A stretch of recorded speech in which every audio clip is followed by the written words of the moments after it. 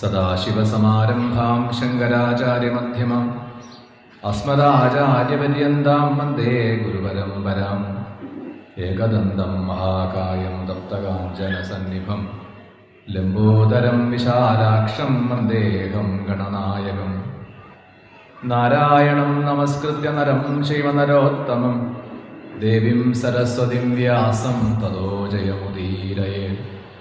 സർവചൈതന്യരൂപാം താം ആദ്യാം വിദ്യാം ച ധീമഹി ബുദ്ധിം യാന പ്രചോദയാത്. ശ്രീ ഗണേശപുരാണം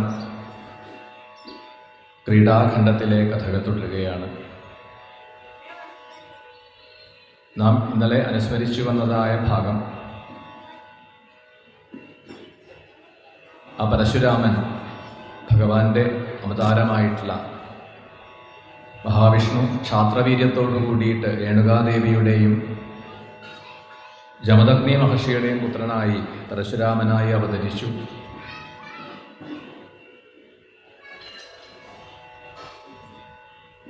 ആ പരശുരാമന്റെ വീരകൃത്യങ്ങളെ കുറിച്ചിട്ടൊക്കെയാണ് വർണ്ണിച്ചു വന്നത്.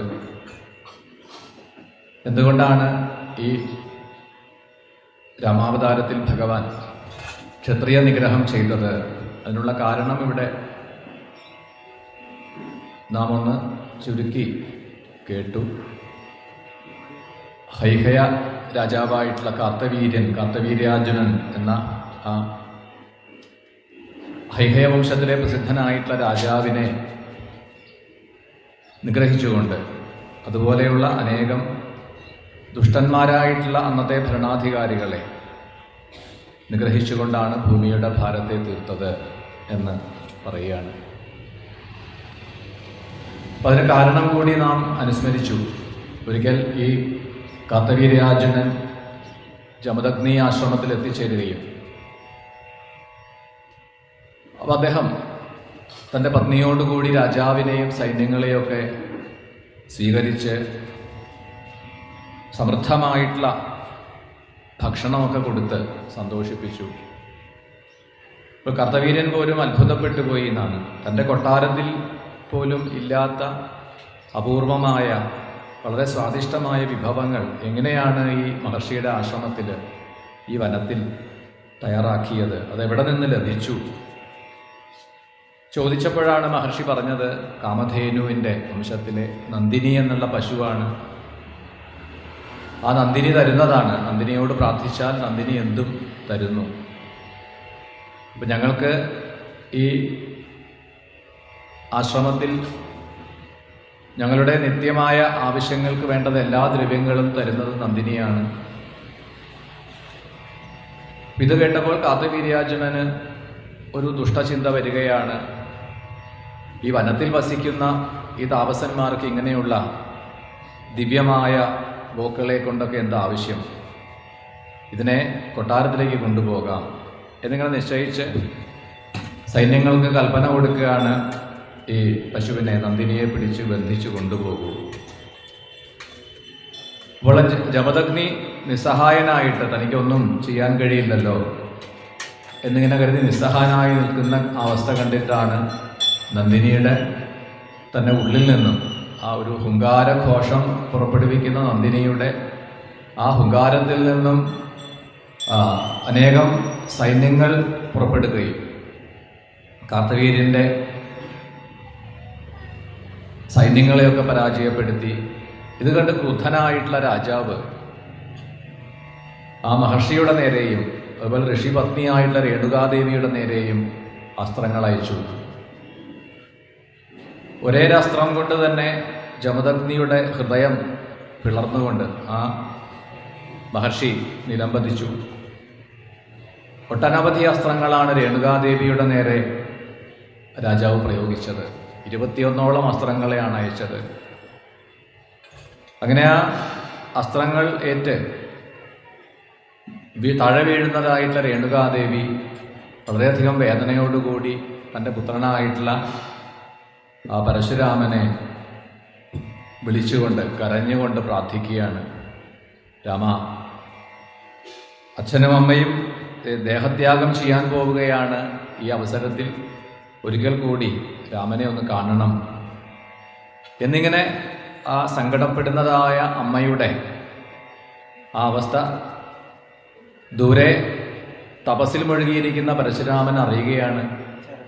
അവിടുന്ന് വേഗം തന്നെ മടങ്ങി വന്നു. തപസ്സൊക്കെ മതിയാക്കി ആശ്രമത്തിലേക്ക് മടങ്ങി വന്നു. അപ്പോഴാണ് ഈ ദാരുണമായ രംഗം കാണുന്നത്. അച്ഛൻ മരിച്ചു കിടക്കുന്നു.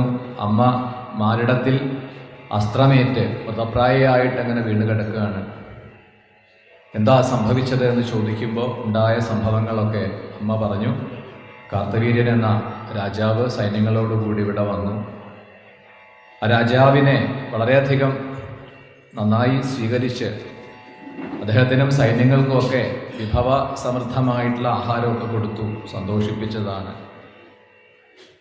എന്നാൽ ഒടുവിൽ ആ നന്ദിനിയെ പിടിച്ചു കൊണ്ടുപോകാൻ ശ്രമിക്കവേ ആണ് നന്ദിനി പ്രതികരിക്കുകയും നന്ദിനിയിൽ നിന്ന് പുറപ്പെട്ട സൈന്യങ്ങൾ രാജാവിൻ്റെ സൈന്യങ്ങളെ പരാജയപ്പെടുത്തി. അത് കണ്ട് ക്രുദ്ധനായിട്ടുള്ള കാർത്തവീര്യാർജുനൻ അസ്ത്രങ്ങൾ കൊണ്ട് ആക്രമിച്ചു.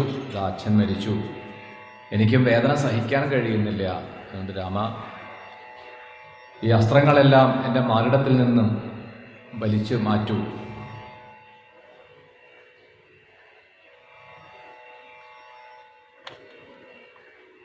അപ്പോൾ ഒപ്പം തന്നെ പറയുന്നുണ്ട് അമ്മ രാമനോട്,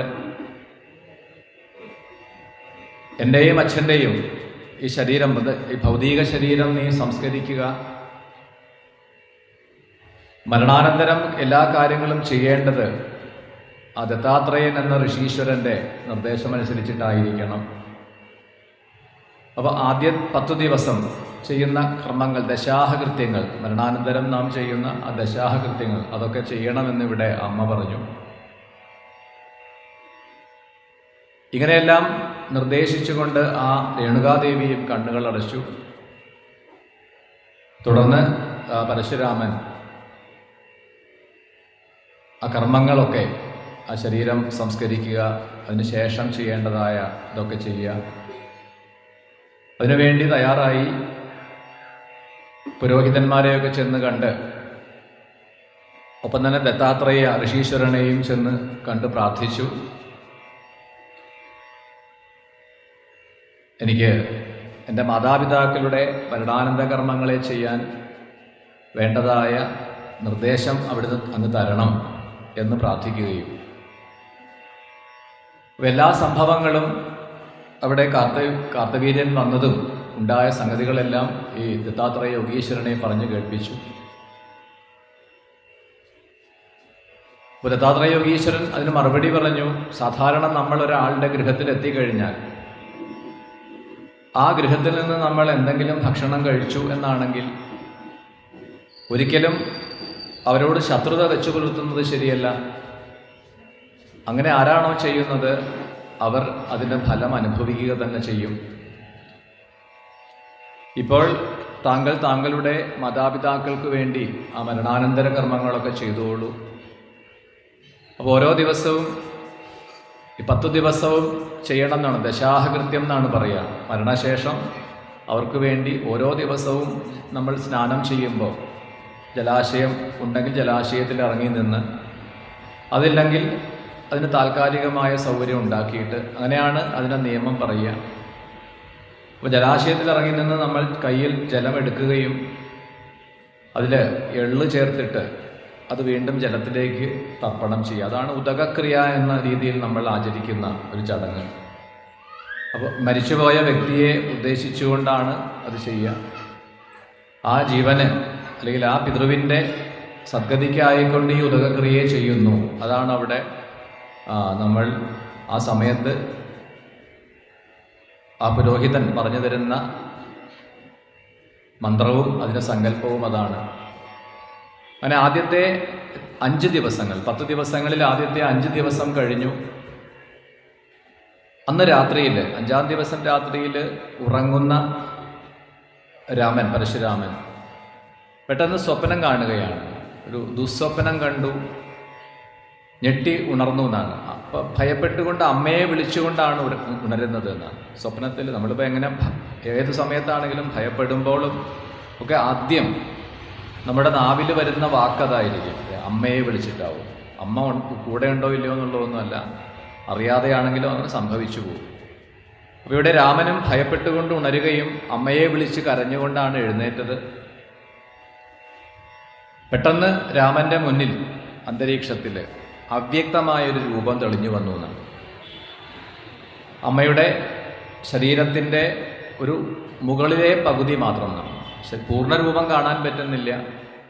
ആ ശിരസ് മാത്രം കുറച്ച് വ്യക്തമാണ്, താഴേക്കുള്ള ശരീരഭാഗങ്ങളൊന്നും വ്യക്തമല്ല. അങ്ങനെ അവ്യക്തമായൊരു രൂപം തൻ്റെ മുന്നിൽ ഇങ്ങനെ തെളിഞ്ഞ് വരണു. അപ്പോൾ രാമന് സംശയമായി, എന്താ ഇങ്ങനെ ഒരു രൂപം ഞാൻ കാണുന്നത്? രേണുകാദേവി പറയാണ്, നീ 12 ദിവസം കഴിഞ്ഞാണ് എന്നെ വിളിച്ചതെങ്കിൽ നിനക്ക് പൂർണ്ണരൂപം കാണാൻ കഴിയുമായിരുന്നു. ഇപ്പോൾ ഇവിടെ പകുതിയേ ആയിട്ടുള്ളൂ. ഉദകക്രിയ എന്നുള്ളത് നീ പകുതിയേ ചെയ്തിട്ടുള്ളൂ. അതുകൊണ്ടാണ് ഈ അർദ്ധശരീരം ആയിട്ട് കാണുന്നത്. അങ്ങനെയൊക്കെ ആശ്വസിപ്പിച്ചു. അവിടെ ആ രൂപം അന്തർധാനം ചെയ്തു. തുടർന്ന് ദത്താത്രേയൻ്റെ നിർദ്ദേശം അനുസരിച്ച് തന്നെ ആ 12 ദിവസവും ചെയ്യേണ്ട കർമ്മങ്ങളെല്ലാം പൂർത്തിയാക്കി. കാരണം ആ അച്ഛനമ്മമാരുടെ മാതാപിതാക്കളുടെ സദ്ഗതിക്കായിക്കൊണ്ട്, അവരുടെ മുക്തിക്കായിക്കൊണ്ട് ഒരു മകൻ ചെയ്യേണ്ട കടമ അതുതന്നെയാണ് പരശുരാമനും ഇവിടെ കാണിച്ചു തന്നത്. അപ്പോൾ പരശുരാമ ക്ഷേത്രമാണെങ്കിലും പരശുരാമ തീർത്ഥം, ഭാരതത്തിലെ പ്രസിദ്ധമായ ശവന്തപഞ്ചകം എന്ന തീർത്ഥം, അത് പിതൃകർമ്മങ്ങൾക്ക് പ്രാധാന്യമുള്ളതാണ്. നമുക്കറിയാം, ഇവിടെ കേരളത്തിൽ തന്നെ നമുക്കറിയാം പരശുരാമ ക്ഷേത്രം ആയിട്ട് കേരളത്തിൽ തെക്ക് ഭാഗത്തായിട്ട് തിരുവല്ലം, അവിടെ പരശുരാമ പ്രതിഷ്ഠയാണുള്ളത്. അവിടെയും പിതൃകർമ്മങ്ങൾക്ക് പ്രാധാന്യമുള്ളതായിട്ട് കാണാം. ഇത്തരത്തിൽ പിതൃകർമ്മങ്ങളെല്ലാം ചെയ്ത് പൂർത്തിയാക്കിയ ശേഷം ഇനി ഈ കാർത്തവീര്യാർജുനനുമായിട്ട് യുദ്ധം ചെയ്യണം. ആ കാർത്തവീര്യാർജുനനെ പരാജയപ്പെടുത്തണം. അതിനു വേണ്ടിയിട്ട് പുറപ്പെട്ടു എന്നാണ്.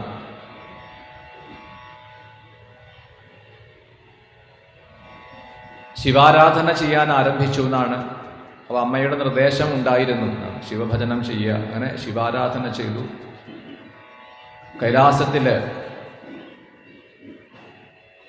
കൈലാസപീഠാസന മധ്യസംസ്ഥം,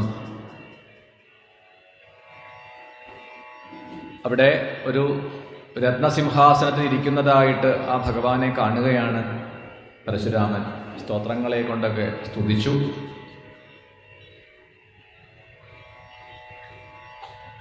അപ്പോൾ ഇവിടെ എന്താണ് വരം വേണ്ടതെന്ന് ചോദിക്കുമ്പോൾ പറഞ്ഞു, കാർത്തവീര്യൻ ആ നന്ദിനിയെ അപഹരിക്കാൻ വേണ്ടി അച്ഛനെയും അമ്മയെയും നിഗ്രഹിച്ചു. അപ്പോൾ കാർത്തവീര്യനെ പരാജയപ്പെടുത്തണമെങ്കിൽ അത് ചെയ്യാനുള്ള ഉപായം, നിറവേറ്റാനുള്ള ഉപായം എനിക്ക് അവിടുന്ന് നിർദ്ദേശിക്കണം. എന്നിട്ട് ആ ശ്രീപരമേശ്വരൻ തന്നെ ഈ പരശുരാമന് ഗണേശ ഉപാസനയെ ചെയ്യാനുള്ള ഒരു മന്ത്രം ഉപദേശിച്ചു കൊടുത്തു. അപ്രകാരം ആ പരശുരാമൻ ഒരു ഭാഗത്ത് ഇരുന്നുകൊണ്ട് ഗണേശ ഉപാസനയെ ചെയ്യുകയും അതിൻ്റെ ഫലമായിട്ട് യഥാസമയം ഗണേശൻ ദിവ്യരൂപത്തിൽ പരശുരാമൻ്റെ മുന്നിൽ ആവിർഭവിച്ചു. എന്നിട്ട് ഗണേശൻ നൽകിയതാണ് ഈ രാമൻ്റെ കയ്യിലെ വെൺമഴു എന്നാണ് ഇവിടെ ഈ പുരാണത്തിൽ പറയുക. അപ്പോൾ അതല്ല, ശ്രീപരമേശ്വരിൽ നിന്നാണ് വിദ്യ നേടിയത് രാമനെന്നും ആ മഹാദേവൻ തന്നെ നൽകിയതാണ് വെൺമഴു, അന്നു മുതലാണ് രാമൻ പരശുരാമനായത് എന്നും ഒരു കഥ ഉണ്ട്. അപ്രകാരം ആ ആയുധമൊക്കെ സ്വീകരിച്ചു, അവിടുന്ന് മടങ്ങി. പിന്നീട് കാർത്തവീര്യാർജുനനുമായിട്ടുള്ള യുദ്ധത്തിൽ ആ കാർത്തവീര്യാർജുനനെ നിഗ്രഹിച്ചു. അതേപോലെ ഭൂമി പ്രദക്ഷിണം ചെയ്ത് 21 വട്ടം ഭൂപ്രദക്ഷിണം ചെയ്ത് ഭൂമിക്ക് ഭാരമായിരുന്ന ദുഷ്ടന്മാരായിരുന്ന രാജാക്കന്മാരെയൊക്കെ നിഗ്രഹിച്ചു.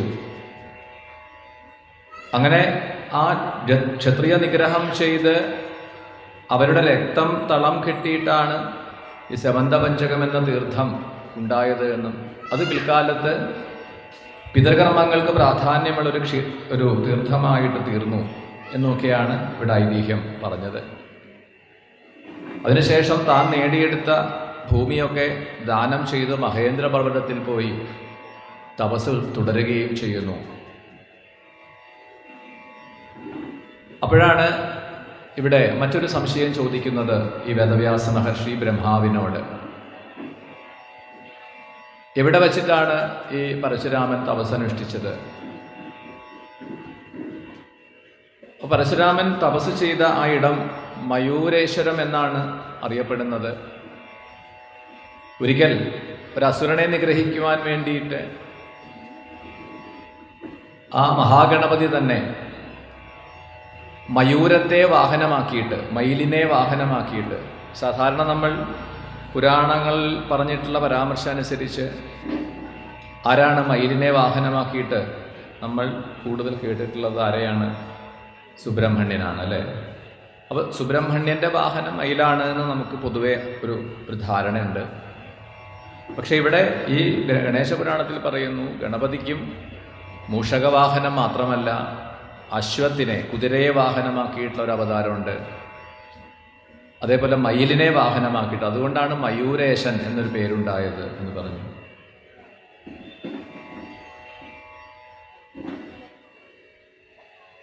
ആ മയൂരേശനായിട്ട് അവതരിച്ച സ്ഥലം, അവിടെ വെച്ചിട്ടാണ് ഈ പരശുരാമൻ തന്റെ തപസ് തുടർന്നത് എന്ന് പറഞ്ഞുകൊണ്ടാണ് ആ ഒരു കഥയെ ഇവിടെ സമർപ്പിക്കുന്നത്. താരകൻ എന്ന അസുരന്റെ ഉൽപ്പത്തിയെ പറഞ്ഞുകൊണ്ടാണ് സുബ്രഹ്മണ്യന്റെ ചരിതം ഇവിടെ ആരംഭിക്കുന്നത്. മഹാബല പരാക്രമശാലിയായിട്ട് താരകൻ എന്നൊരു അസുരനുണ്ടായിരുന്നു. തപസ് ചെയ്ത് താരകാസുരൻ ബ്രഹ്മാവിൽ നിന്ന് ഒരു വരം നേടി. ശിവപുത്രനിൽ നിന്ന് മാത്രമേ തനിക്ക് മരണം സംഭവിക്കാവൂ. അപ്പോൾ അങ്ങനെ വരം നേടിയ താരകൻ എന്തുകൊണ്ടാ അത്തരത്തിൽ വരം നേടിയത്? അതിന് കാരണം എന്താണ്? ശിവപത്നിയായിട്ട് ദക്ഷപുത്രിയായിട്ടുള്ള സതീദേവി ആണ്. എന്നാൽ ആ സതീദേവി ദേഹത്യാഗം ചെയ്തു. അപ്പോൾ അതുകൊണ്ട് തന്നെ തനിക്കിനി ശിവപുത്രനെ ഭയക്കേണ്ടതില്ല. ആ ശിവപത്നി സതീദേവി ശരീരത്തെ ഉപേക്ഷിച്ചുവല്ലോ. അങ്ങനെ താരകാസുരൻ അതിശക്തനായി തീരുകയും ദേവന്മാരെയും മനുഷ്യരെയും താപസന്മാരെയും എല്ലാവരെയും ദ്രോഹിക്കുകയും ഭൂമിയിലെ രാജാക്കന്മാരെ തൻ്റെ തടവിലാക്കി, ബിലസ്വർഗത്തിലെ പതാളാദി ലോകങ്ങളിലുള്ളവരെ തൻ്റെ കീഴിലാക്കി, ദേവന്മാരെയൊക്കെ സ്വർഗത്തിൽ നിന്ന് പുറത്താക്കി. അങ്ങനെയാണ് എല്ലാവരും ചേർന്ന് ദേവന്മാരൊക്കെ ബ്രഹ്മാവിനെ സമീപിച്ചു, സങ്കടം അറിയിച്ചു. കാട്ടുതീ എങ്ങനെയാണോ വനത്തെ നശിപ്പിക്കുന്നത്, അതേപോലെ ഈ താരകാസുരൻ ലോകത്തെ മുഴുവനും ക്ലേശിപ്പിക്കുകയാണ്.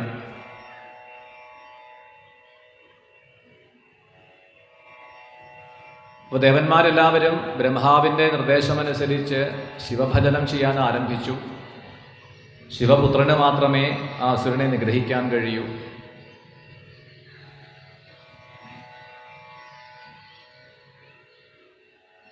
അപ്പോൾ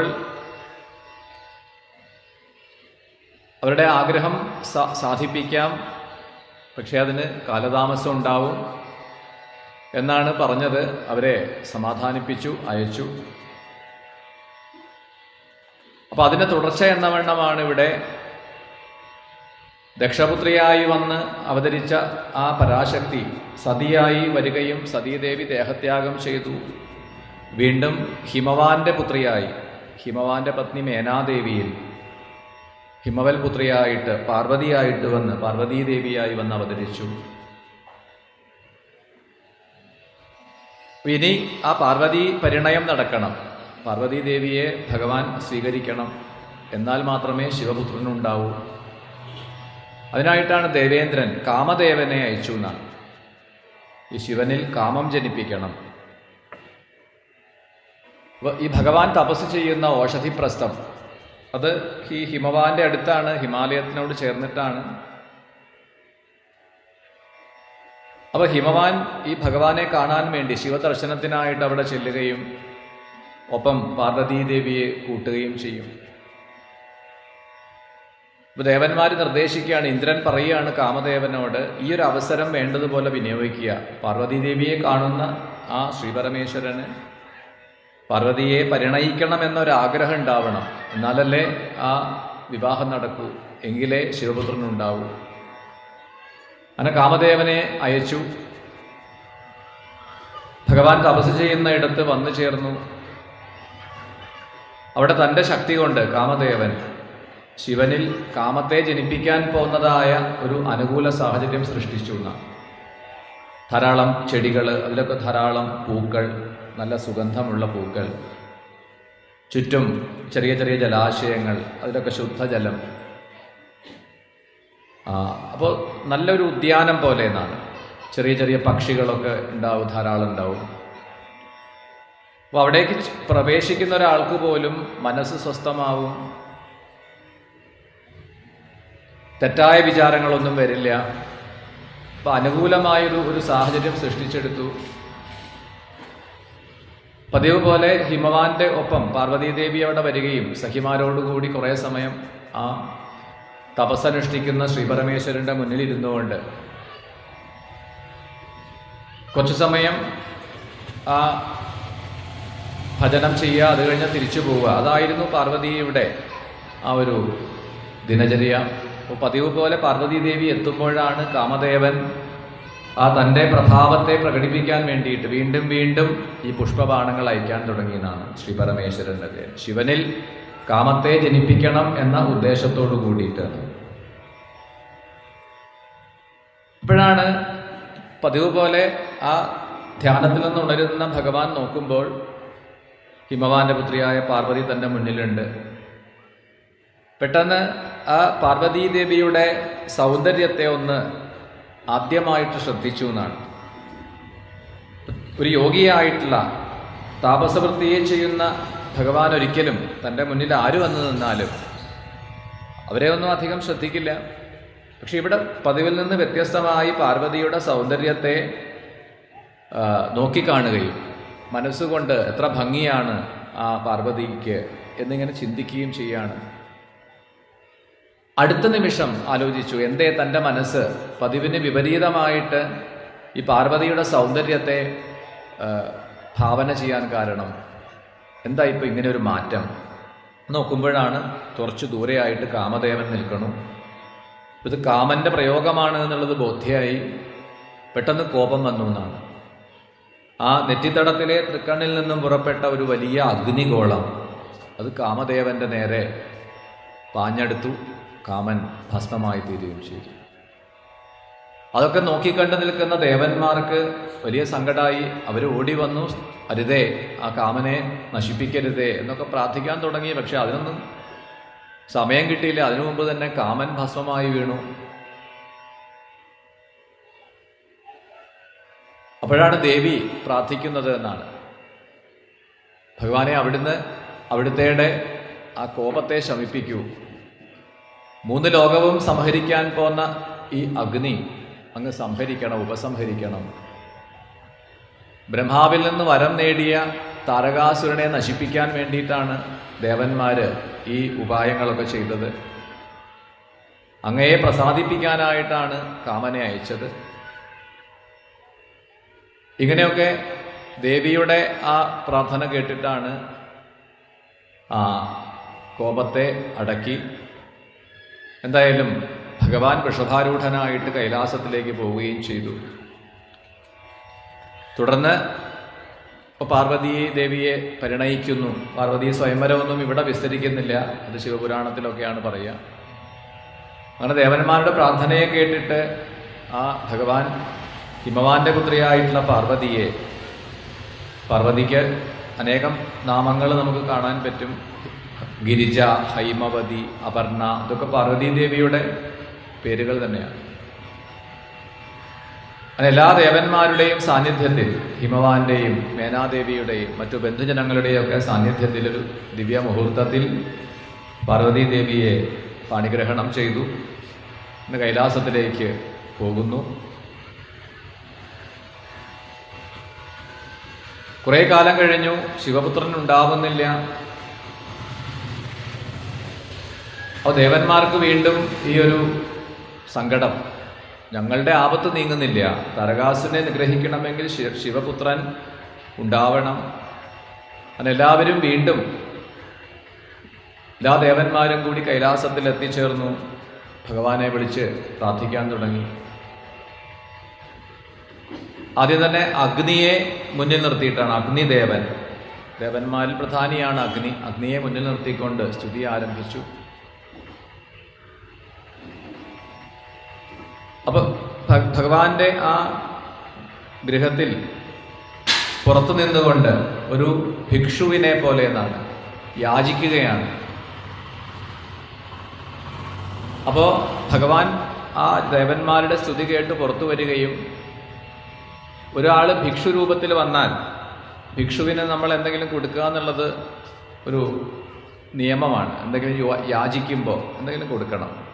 അപ്പോൾ ഇവരെന്താണ് ചോദിക്കുന്നത്, ഇവരുടെ ആവശ്യം എന്താണ്, അത് ബോധ്യമായി. അങ്ങനെയാണ് ഭഗവാൻ തൻ്റെ രേതസ്സിനെയാണ് നൽകിയത്, തൻ്റെ ബീജത്തെ തന്നെയാണ് നൽകിയത്. അത് സ്വീകരിച്ചു അഗ്നി. പക്ഷേ അഗ്നിക്ക് അതിൻ്റെ ആ പ്രഭാവത്തെ ഉൾക്കൊള്ളാൻ കഴിയുന്നില്ല. എന്നിട്ടാണ് അതിനെ ഗംഗയിൽ നിക്ഷേപിച്ചു. ഗംഗയ്ക്കും അതിനെ ഉൾക്കൊള്ളാൻ കഴിയുന്നില്ല. ഗംഗയാവട്ടെ ആ ശിവരേതസ്സിനെ ശരപ്പുല്ലുകൾ നിറഞ്ഞ ഒരു പ്രദേശം എന്നാണ്, നദിയിൽ കൂടി ഒഴുക്കി ഒഴുക്കി കൊണ്ടുവന്ന് ധാരാളം ശരപ്പുല്ലുകൾ നിറഞ്ഞ ശരവനം, ആ ശരവനത്തിൽ കൊണ്ടുവന്നാക്കി. കൃത്തികകൾ എന്നറിയപ്പെടുന്നതായ 6 സ്ത്രീകൾ, 6 ദേവതകൾ, അവര് അറിയാതെ തന്നെ അവരുടെ ഉള്ളിലേക്ക് ഈ ശിവരേതസ് പ്രവേശിച്ചു. അപ്പോൾ അവരറിയുന്നില്ല. പക്ഷേ ഈ ശിവബീജം അവരുടെ ഉള്ളിൽ പ്രവേശിച്ചു. അപ്പോൾ അവരുടെ ഭർത്താക്കന്മാർ, മഹർഷിമാർ ഇത് മനസ്സിലാക്കി എന്നാണ്. ഈ പത്നിമാർ, ഈ ഋഷിപത്നിമാർ ഇപ്പോൾ ശിവവീര്യത്തിനെയാണ് ഗർഭത്തിൽ ധരിച്ചിരിക്കുന്നത്. അപ്പോൾ അപ്പോഴാണ് ഈ ഋഷിപത്നിമാർക്ക് കാര്യം ബോധ്യമായത്. അവർ സ്വീകരിച്ച ശിവവീര്യത്തിനെ അവർ വീണ്ടും ഈ ശരവനത്തിൽ തന്നെ കൊണ്ടുവന്ന് അവരുടെ യോഗശക്തി കൊണ്ട് നിക്ഷേപിച്ചു എന്നും, അങ്ങനെയാണ് ആ ശിവവീര്യം ഒരു ശിശുവായിട്ട് മാറി. അതുകൊണ്ടാണ് ശരവനത്തിൽ ആവിർഭവിച്ചു എന്ന അർത്ഥം അനുസരിച്ച് ശരവണഭവൻ എന്ന പേര്. ശിവനിൽ നിന്ന് സ്കന്ദനം ചെയ്തു രേതസ് എന്നതിനാൽ സ്കന്ദൻ എന്ന പേര്. ഈ കൃത്തികകൾക്കും ഒരു മാതൃസ്ഥാനമുണ്ട്. പാർവതീദേവിക്ക് ഉള്ളതുപോലെ തന്നെ സുബ്രഹ്മണ്യന്റെ മാതൃസ്ഥാനം കൃത്തികകൾക്കും അവകാശമുള്ളതാണ്. അതുകൊണ്ടാണ് കാർത്തികേയൻ എന്ന മറ്റൊരു പേരുണ്ടായത് എന്ന് പറഞ്ഞു. അങ്ങനെയാണ് 6 മുഖത്തോടുകൂടി ഈ കൃത്തികകൾ 6 പേർക്കും അവരുടെ പുത്രഭാവത്തിൽ അവരുടെ 6 പേരുടെയും സ്തന്യപാനം ചെയ്യാനും അവർക്ക് ദർശനത്തെ കൊടുക്കാനും വേണ്ടിയിട്ട് 6 മുഖൻ, അതുകൊണ്ട് ഷൺമുഖൻ എന്ന് നമ്മൾ ആ കാർത്തികേയനെ, സുബ്രഹ്മണ്യനെ വിശേഷിപ്പിക്കാറുണ്ട്. അപ്രകാരം ശിവപുത്രന്റെ ജനനത്തെക്കുറിച്ച് പറഞ്ഞുകൊണ്ട് വേഗം തന്നെ നാരദ മഹർഷി ഈ സുബ്രഹ്മണ്യന്റെ ജനനത്തെ അറിഞ്ഞു. അത് കൈലാസത്തിൽ അറിയിക്കുന്നു. എല്ലാവർക്കും സന്തോഷമായി. നന്ദികേശ്വരനെ ശിവഗണങ്ങളോട് കൂടിയിട്ട് പറഞ്ഞയച്ചു, ആ കുട്ടിയെ ഇവിടേക്ക് കൊണ്ടുവരുമെന്നാണ്. അങ്ങനെയാണ് സുബ്രഹ്മണ്യനെ കൂട്ടിക്കൊണ്ടുവന്നു. പാർവതീദേവി വേഗം എടുത്തു മടിയിലിരുത്തി.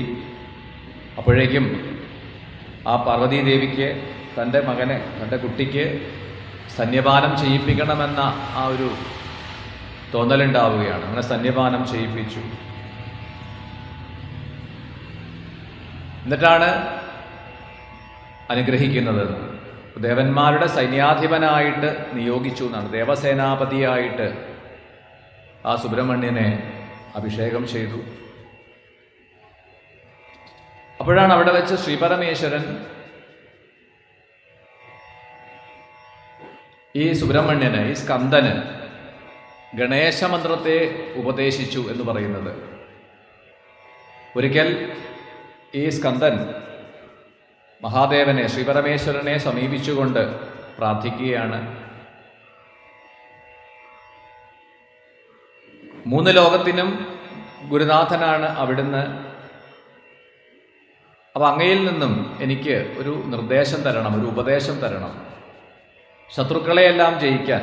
ഇപ്പം താരകാസുരനെ നിഗ്രഹിക്കുക എന്നുള്ളതാണ് ഇവിടെ സുബ്രഹ്മണ്യൻ്റെ അവതാര ഉദ്ദേശം. ഇപ്പം ശത്രുക്കളെയൊക്കെ യുദ്ധത്തിൽ ജയിക്കണമെങ്കിൽ ഞാൻ ഏത് വ്രതമാണ് അനുഷ്ഠിക്കേണ്ടത്?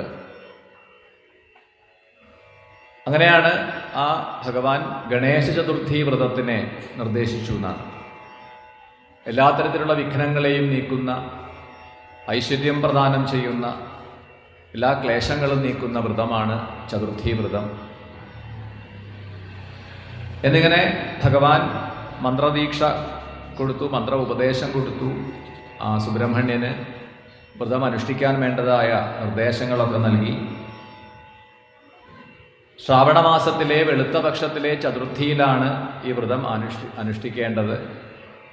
സ്നാനം ചെയ്ത് ശരീരം ശുദ്ധമാക്കി ഒരു മണ്ഡപം സ്ഥാപിച്ച്, കലശം ഒക്കെ സ്ഥാപിച്ച് മണ്ഡപത്തിനെ നന്നായിട്ട് അലങ്കരിക്കുക.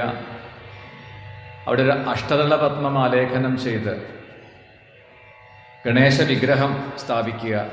മണ്ണുകൊണ്ടാവാം, അല്ല ലോഹം കൊണ്ട്. നമ്മൾ നിത്യമായി ഗണേശ പൂജ ചെയ്യുന്നവരാണെങ്കിൽ പഞ്ചലോഹമോ ഓടുകൊണ്ടോ വെള്ളി കൊണ്ടോ ഏതുകൊണ്ട് വേണമെങ്കിലും വിഗ്രഹം ഉണ്ടാക്കാം. താൽക്കാലികമായിട്ട് ചെയ്യുന്നുവെങ്കിൽ മണ്ണ് കൊണ്ടുള്ള വിഗ്രഹം സ്ഥാപിക്കുക. 16 ഉപചാരങ്ങളോട് കൂടിയിട്ട് വേണം പൂജ ചെയ്യാൻ എന്ന് പറഞ്ഞു. വ്യത്യസ്തങ്ങളായ വിഭവങ്ങളൊക്കെ സമർപ്പിക്കുക.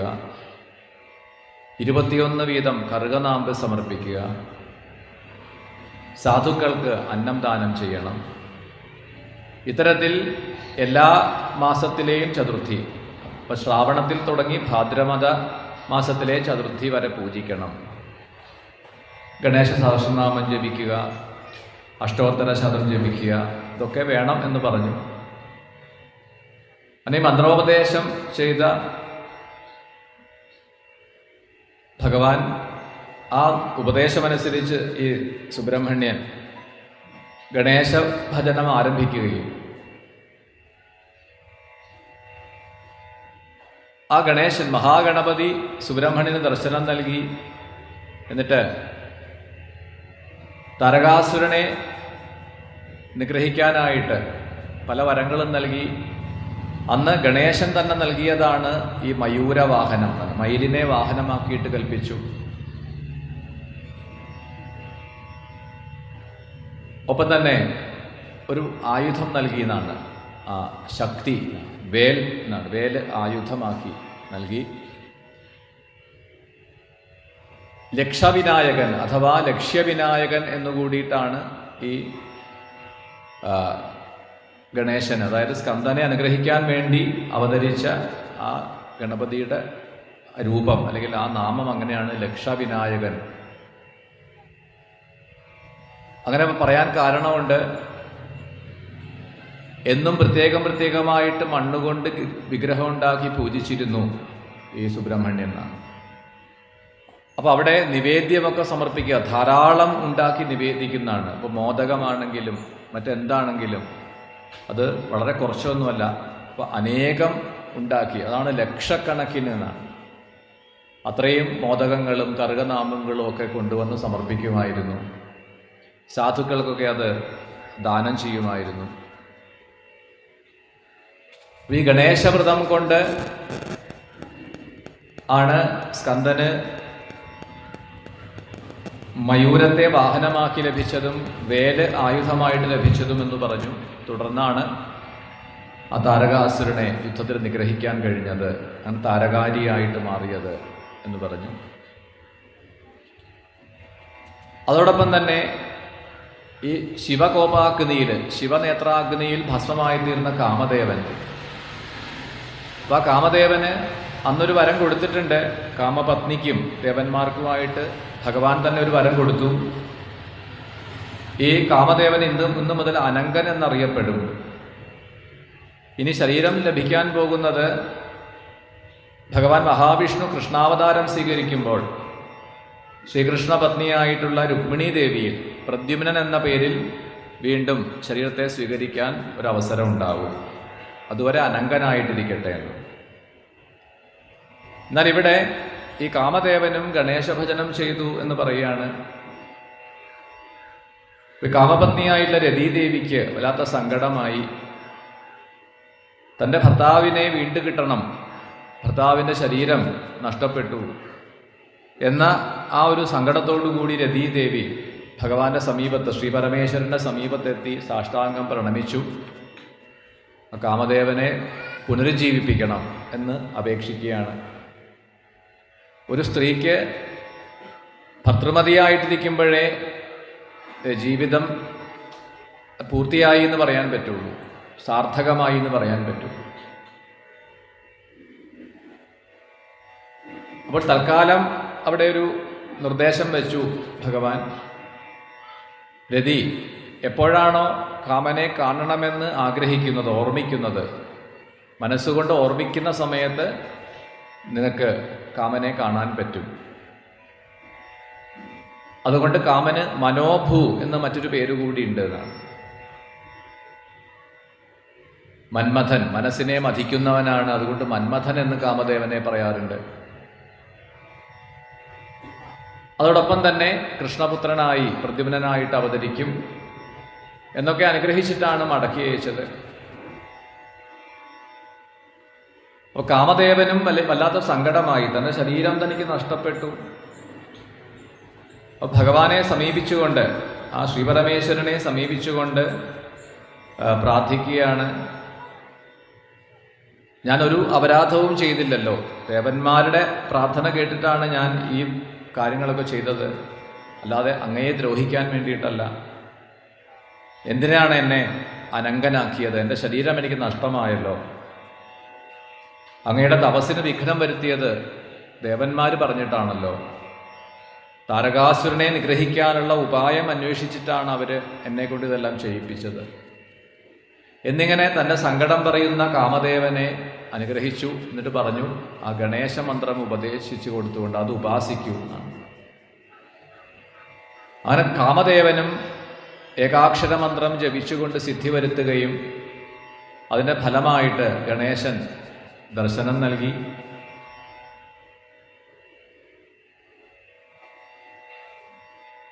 അപ്പോഴാണ് കാമദേവൻ പ്രാർത്ഥിച്ചത്, എനിക്ക് എൻ്റെ ശരീരം, ഇപ്പോൾ ശരീരമില്ലാത്ത അവസ്ഥയാണ്, അനങ്കനാണ്, വീണ്ടും ശരീരം നൽകി അനുഗ്രഹിക്കണം എന്ന് പ്രാർത്ഥിച്ചു.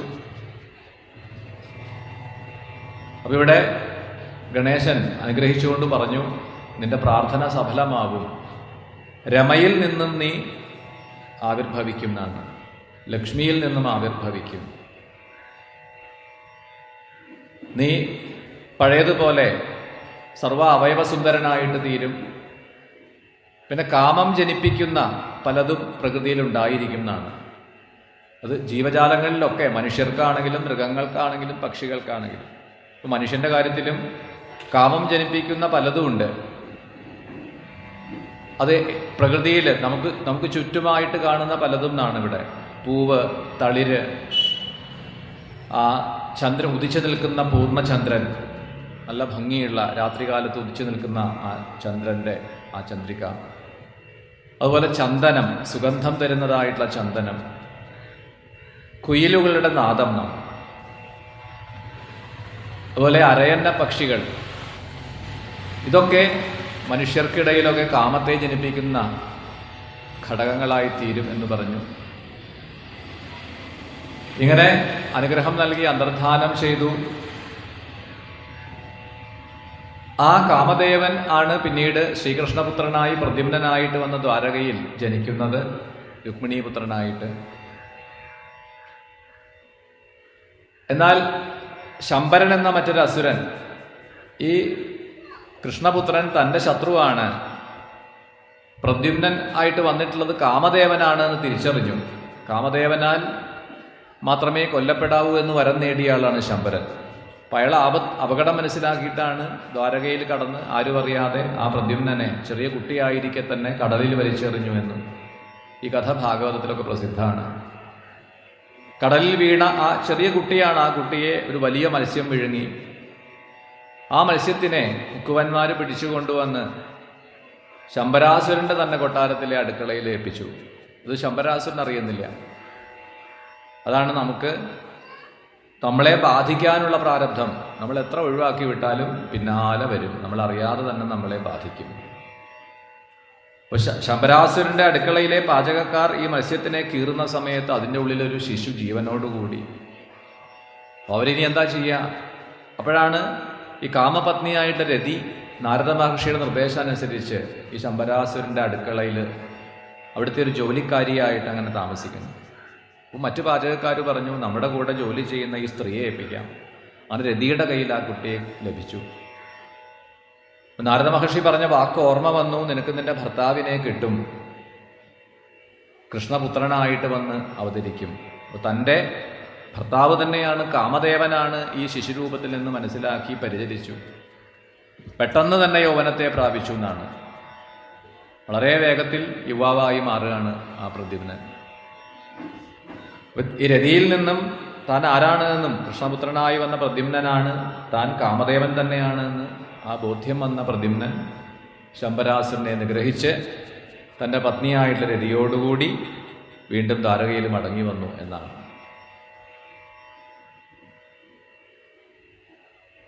ഇത്തരത്തിൽ ഗണേശ ഉപാസന ചെയ്ത ഭക്തന്മാരെ കുറിച്ച് പറഞ്ഞുകൊണ്ടാണ് ഈ ക്രീഡാഖണ്ഡം ഇവിടെ നമ്മൾ സമർപ്പിക്കുന്നത്. അതുകൂടാതെ ഏറ്റവും അവസാനത്തിൽ ഉപാസനാഖണ്ഡം, ആദ്യത്തെ ഉപാസനാഖണ്ഡം നമ്മളിവിടെ സമർപ്പിച്ചുകൊണ്ട് ഏറ്റവും അവസാനത്തിൽ ആ ഗണപതിയെ ആരാധിക്കുന്ന ഗണേശന്റെ പ്രധാനമായിട്ടുള്ള ദ്വാദശനാമങ്ങളെ കൂടി പറഞ്ഞുകൊണ്ട് നമ്മൾ മഹാവിഷ്ണു ഉപാസനയിൽ വിഷ്ണു പൂജയിൽ പറയുന്ന വിഷ്ണുവിൻ്റെ ദ്വാദശനാമങ്ങളുണ്ട്. അതേപോലെയാണ് ഗണേശനും 12 നാമങ്ങളുണ്ട് എന്നാണ്. ആ 12 നാമങ്ങളെ നിത്യവും സ്മരണ ചെയ്താൽ തന്നെ, ഇപ്പൊ ഗണേശ സഹസ്രനാമമൊക്കെ ജപിക്കുക എന്ന് പറഞ്ഞാൽ പലപ്പോഴും അത് പ്രായോഗികമല്ല. എന്നാൽ ഏറ്റവും എളുപ്പമായിട്ട് ഈ 12 നാമങ്ങൾ നിത്യവും ജപിച്ചാൽ മതി ഗണേശപ്രീതിക്ക്. അതിവിടെ പറഞ്ഞു, സുമുഖശ്ച ഏകദന്തശ്ച കപിലോ ഗജകർണക ലംബോദരശ്ച വികടോ വിഘ്നനാശോ ഗണാധിപ ധൂമകേതു ഗണാധ്യക്ഷോ ബാലചന്ദ്ര ഗജാനന. ഇങ്ങനെ 12 നാമങ്ങൾ. ദ്വാദശ ഏതാനി നാമാനി യ പഠേൽ ശൃണുയാദപി വിദ്യാരംഭേ വിവാഹേശ പ്രവേശേ നിർഗമേ തഥാ സംഗ്രാമേ സങ്കടേ ചൈവ വിഘ്നസ്തസ്യ ന ജായതേ. നമ്മൾ ഏതൊരു കാര്യം ചെയ്യാൻ തുടങ്ങുമ്പോഴും, വേറെ ഒന്നും പറ്റിയില്ലെങ്കിലും, നമുക്ക് ഏത് പ്രവൃത്തി തുടങ്ങുമ്പോഴും വേഗം ഗണപതിയെ പോയി തൊഴുതു വരാൻ സമയം കിട്ടില്ല. അല്ലെങ്കിൽ എന്തെങ്കിലും ഗണപതിക്കൊരു വിളക്ക് കൊളുത്തി വെക്കാനോ ഒരു നിവേദ്യം വെക്കാനോ പറ്റിയെന്ന് വരില്ല. അപ്പോൾ ഏതൊരു സന്ദർഭത്തിലും ഈ 12 നാമം നമുക്കറിയാമെങ്കിൽ നമ്മളത് പഠിച്ചു വെച്ചാൽ അത് ഒന്ന് സ്മരണ ചെയ്യുക, എന്നിട്ട് നമ്മൾ ആ പ്രവൃത്തി ആരംഭിക്കുക. അപ്പോൾ ഇവിടെ പറഞ്ഞു, വിവാഹം നടക്കുന്ന സമയത്ത്, വിവാഹത്തിന് തൊട്ട് മുൻപായി വിദ്യാരംഭം, കുട്ടികളെയൊക്കെ വിദ്യാരംഭത്തിന് എഴുത്തിനിരുത്തുമ്പോൾ സ്വാഭാവികമായിട്ട് എഴുതിക്കുന്ന ആള്, ആ ഗുരുനാഥൻ കയ്യിലും കൈകൊണ്ട് എഴുതിക്കുന്നതും നാവിലെഴുതിക്കുന്നതും ഒക്കെ ഗണപതി സ്മരണ കൂടി ചേർത്തിട്ടാണ്. ഹരിശ്രീ ഗണപതയേ നമ എന്ന് ശരിയാണ്. എന്നിരുന്നാലും ആ വിദ്യാരംഭ സമയത്തും ഈ 12 നാമങ്ങൾ ജപിക്കുക നല്ലതാണ്. നമ്മൾ പുതിയതായിട്ട് ഗൃഹം നിർമ്മിച്ച് ഗൃഹപ്രവേശം ചെയ്യുമ്പോൾ, നമ്മൾ എവിടെയെങ്കിലും ദൂരദിക്കിലേക്ക് യാത്ര ചെയ്യാൻ ആരംഭിക്കുമ്പോൾ, യാത്ര ആരംഭത്തിൽ എന്തെങ്കിലും സങ്കടങ്ങൾ വരുമ്പോൾ ഒക്കെ ഈ ഗണപതിയുടെ 12 നാമങ്ങളെ സ്മരിക്കുക. ശുക്ലാംബരധരം ദേവം ശശിവർണം ചതുർഭുജം പ്രസന്നവദനം ധ്യായേ സർവവിഘ്നോപശാന്തയേ. വെളുത്ത വസ്ത്രം ധരിച്ച് ചന്ദ്രന്റെ നിറത്തോട്, ചന്ദ്രവർണ്ണത്തോടുകൂടി 4 തൃക്കൈകളോടും കൂടി പ്രസന്നവദനായിട്ടുള്ള ആ ദേവനെ എല്ലാ വിഘ്നങ്ങളും നീങ്ങാൻ വേണ്ടി ധ്യാനിക്കുന്നു, ആരാധിക്കുന്നു. ഇപ്രകാരം ആ ഗണേശനെ സ്തുതിച്ചുകൊണ്ട് നമ്മൾ ആദ്യത്തെ ഖണ്ഡം ഗണേശ പുരാണത്തിലെ ഈ ഒരു ഉപാസനാഖണ്ഡം ഗണേശ ഉപാസകന്മാരെ കുറിച്ചും എപ്രകാരമെല്ലാം ആണ് ഗണേശ പൂജ ചെയ്യേണ്ടത് എന്നും ഇവിടെ വർണ്ണിച്ചുകൊണ്ടാണ് ഉപാസനാഖണ്ഡം സമർപ്പിക്കുന്നത്. ശ്രീ മഹാഗണപതയേ നമഃ.